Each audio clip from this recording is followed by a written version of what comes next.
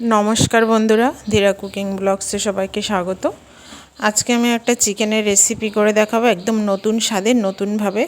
चलुन ताहले एई रेसिपिटा आमी किभाबे करछि आपनारा देखते थाकुन और आमार संगे अवश्यई थाकबेन, पुरो भिडियोटा देखबेन। आमी मांस किन्तु खूब बेशी बड़ो करे काटिनि, पिसगुलो छोटो छोटो करे केटे धुए परिष्कार करे निয়েছি।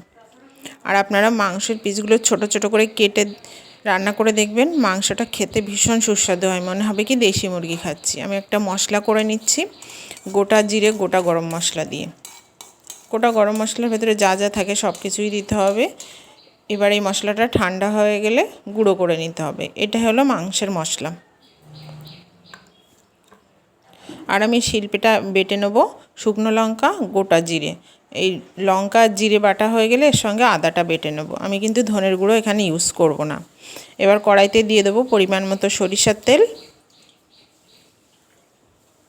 তেলটা ভালো করে গরম হয়ে গেলে এর ভেতরে দিয়ে দেব পরিমাণ মতো নুন। মাংসে যতটা নুন দেব সব কিন্তু তেলের ভেতরে দিয়ে দেব। এবার প্রথমে আমি অল্প করে মাংস দেব, তা না হলে তেল ছিটাবে।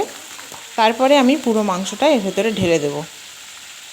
এবার দিয়ে দেবো পুরো মাংসটা যেটুকু আছে সবটুকু দিয়ে আমি মাংসটাকে বেশ কিছু সময় একদম হাইটে, মানে পুরো গ্যাসটাকে একদম হাইটে দিয়ে ভাজা করে নিতে হবে। আর ঘন ঘন নাড়াচাড়া দিতে হবে, তা না হলে কিন্তু কড়াইতে লেগে যাওয়ার ভয় আছে।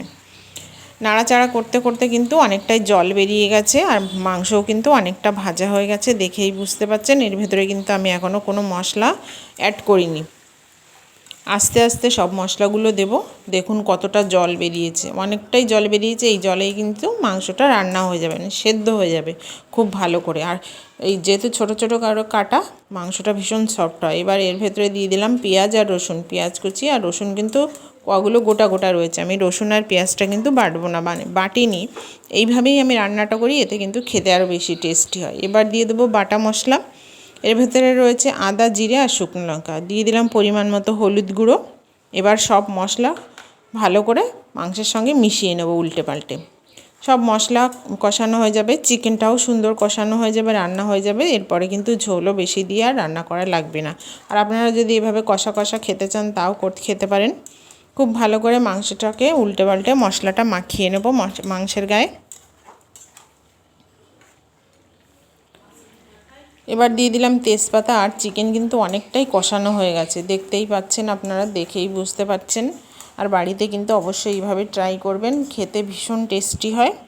আর মাংস যত ভালো করে কষানো হয় তত তো খেতে ভালো লাগে। মাংস কষানো কিন্তু 80% হয়ে গেছে। এবার এর ভেতরে দিয়ে দেবো কেটে রাখা আলু।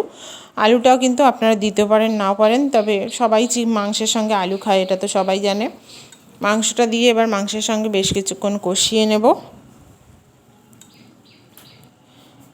মাংসটা খুব ভালো করে কষানো হয়ে গেছে। এবার এর ভেতরে চুই ঝাল আর রসুনটা দেবো। তবে চুই ঝাল আর রসুনটা কিন্তু অপশনাল, কারণ চুই ঝাল সবাই খেতে পছন্দ করে না, তবে আমার ভীষণ ফেভারিট। এজন্য চুই ঝাল আর রসুনটা দিয়ে দিলাম। এবার দিয়ে দেবো পরিমাণ মতো জল, যার যেটুকু প্রয়োজন।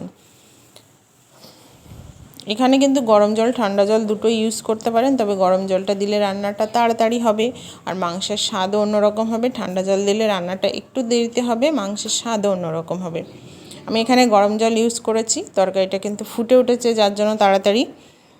এবার তরকারিটাকে মানে যতক্ষণ রান্না করা দরকার রান্না তো করতেই হবে। একটু নাড়াচাড়া করে দেবো, যাতে তলে কোনো কিছু লেগে থাকলে সেটা উঠে যাবে।